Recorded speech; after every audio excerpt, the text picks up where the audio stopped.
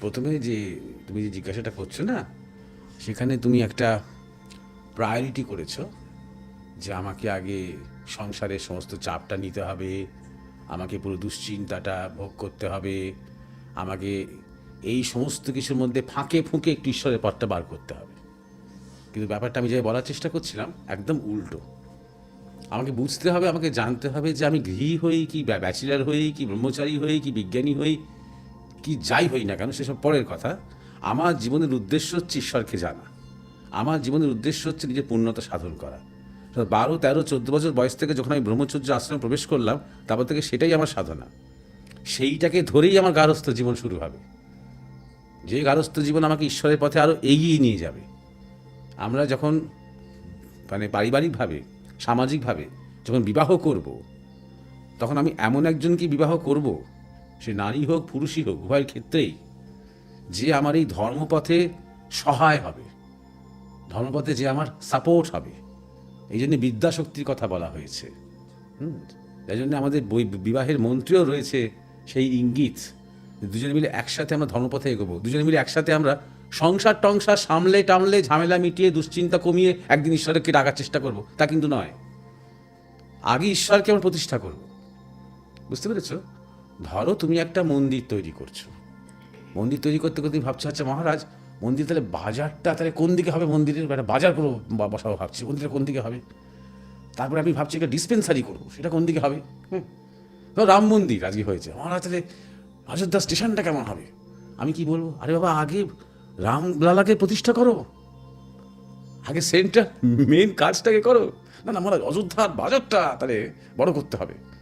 মহারাজ ভাবছি একটা অযোধ্যা একটা বিরাট একটা এয়ারপোর্ট করতে হবে। হ্যাঁ ওসব পরে হবে, তো আগে সেন্ট্রালকে, এই যে মন্দিরটার আসল ব্যাপারটা কে, রামলালা, রামের জন্মস্থান, তাকে প্রতিষ্ঠা করো ওখানে, তাই না? শুধু তোমার সংসার টংসারগুলো পরে, আগে তুমি সংসারের যিনি কেন্দ্র, সংসারটা যাকে কেন্দ্র করে হওয়া উচিত, সেই ইষ্ট, দেখো আগেকার দিনে মানুষের গৃহ দেবতা ইষ্ট দেবতা তাকে কেন্দ্র করে সংসার গড়ে উঠতো, তাকে মনে করা হতো সংসারের একজন কর্তা। ভোগ রান্না করে আগে ভোগ নিবেদন করা হতো সেই কর্তাকে। শুধু সংসারটা তাকেই কেন্দ্র করে, সন্তান চাইছি যাই আমি আমার গৃহদেবতাকে গিয়ে বায়না করি, তাকে গিয়ে বলি যে আমার সন্তান দাও, আমাকে সন্তান দাও, একটা ছেলে দাও, একটা মেয়ে দাও করে আমি তখন তাকে বায়না করছি, তাই না? সুতরাং আগে তিনি, তাকে ঘিরে আস্তে আস্তে আস্তে আস্তে আস্তে গড়ে উঠছে আমাদের পরিবার, আমাদের বংশ, আমাদের সংসার, আমাদের সমস্ত কিছু চিন্তা ভাবনা, দুশ্চিন্তা, রোগ ভোগ ব্যাধি যা কিছু, সব কিছু আমার ইষ্ট দেবতাকে, আমার ঈশ্বরকে, আমার ইষ্টকে, আমার গুরুদেবকে কেন্দ্র করে গড়ে উঠছে। এইটা বোঝো। সুতরাং এইবার যে নানা রকমের পথ বলছো, সাধারণ মানুষ এমনিতে 90% মানুষ ভক্তিপথেরই লোক। পারিবারিকভাবে আমরা অনেক কিছু পাই, যেমন আমি দেখছি পারিবারিকভাবে ছোটোবেলা থেকে দেখছি যে রাধাকৃষ্ণের প্রতি আমার মা বাবার খুব টান। রাধাকৃষ্ণের ছবি দেখে বড় হয়েছি, রাধাকৃষ্ণের কীর্তন শুনেছি খুব, আমারও আস্তে আস্তে রাধাকৃষ্ণের প্রতি একটা আবেগ চলে এসেছে, পারিবারিক সূত্রে এটা পেয়েছি। অথবা আমি দেখছি যে আমাদের বাড়িতে খুব মা কালীর একটা খুব কালচার রয়েছে। আমাদের বাড়ির হয়তো পুরুষেরা কেউ কেউ বিপ্লবী ছিলেন, তারা মা কালীর নামে শপথ করতেন, শপথ করে ব্রহ্মচর্য পালন করতেন, করে তারা সেই ব্যায়ামের আখড়ায় যেতেন, গীতা হাতে নিয়ে শপথ করে একদম মা কালীর নাম করতে করতে ইংরেজদের বিরুদ্ধে কী করে লড়াই করা যায় সিদ্ধান্ত নিতেন।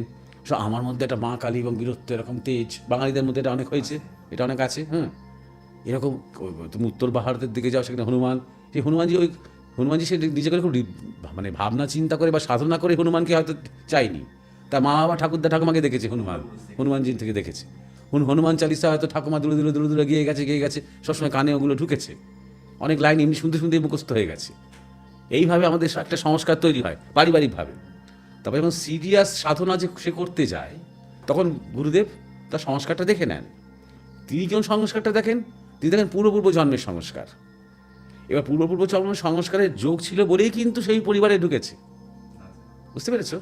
শুধু তার মধ্যে পূর্ব থেকেই একটা হনুমানজিকে নিয়ে একটা তার সংস্কার থাকতে পারে, আবার কোনো কোনো ক্ষেত্রে নাও থাকতে পারে। থাকবেই এমন কোনো কথা, এটা বুঝে নেবেন সদ্গুরু। তিনি তখন বলবেন যে তুই যেমন হনুমান চালিসা পড়িস, যেমন হনুমানকে ভালোবাসিস, বা জয় বজরং বলি করিস কর, কিন্তু তোর আসল ইষ্ট কিন্তু ইনি, হয়তো মহাদেব শিব। ইষ্টকে পাওয়া যায়, এবং তখন সে বুঝতে পারে কিছুদিন জব করতে করতে, তাই তো অনেক বেশি আমি শান্তি পাচ্ছি, শক্তি পাচ্ছি, সাহস পাচ্ছি, এবং কোনো বিরোধ নেই কিন্তু, মানে আমি শিবকে পেলাম বলে আমি হনুমানকে এখন একটা ইগনোর করতে হবে তা কিন্তু নয়, কারণ হনুমানও শিবাবতার, বুঝতে পারছো? তিনি কোনো শিব থেকে বিচ্ছিন্ন নন। এটা আরেকটা আমাদের সুবিধে, আমি কোনো একজন ইষ্টকে পেলাম মানে অন্য কোনো ইষ্টর সাথে বিরোধ হয়ে গেল তা কিন্তু নয়, ইষ্টে ইষ্টে একাকার। শুধু সংস্কার অনুযায়ী যে ছবিটা, যে রূপটা আমার বা স্বভাবের সাথে বেশি মেলে, যেখানে আমি বেশি একাত্মতা অনুভব করতে পারি, তাতে করে আমার বেশি আবেগ জাগে, আমার কনসেন্ট্রেট করতে সুবিধে হয়, বিপদে আপদে আমার চাট করে চোখের সামনে সেই রূপটা বা সেই মূর্তিটা ভেসে আসে। এটাই হচ্ছে মেইন ব্যাপারটা। সেখানে রাম ভেসে এলো, আমি মনে হলাম এই সমস্ত কৃষ্ণ ভাষা উচিত ছিল, ওই রকম ধরনের সমস্যা আমাদের দেশে হওয়ার কথা নয়, বুঝতে পারছো?